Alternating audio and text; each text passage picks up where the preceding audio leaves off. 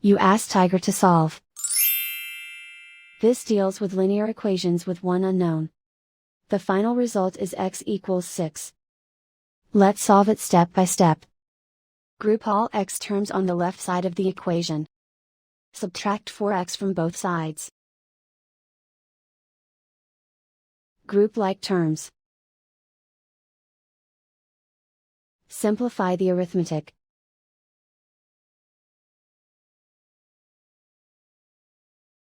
Group all constants on the right side of the equation. Subtract 6 from both sides. Simplify the arithmetic.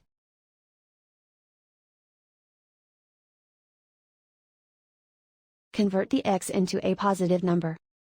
Multiply both sides by -1. Remove the ones. Simplify the arithmetic. And so the final result is x equals 6.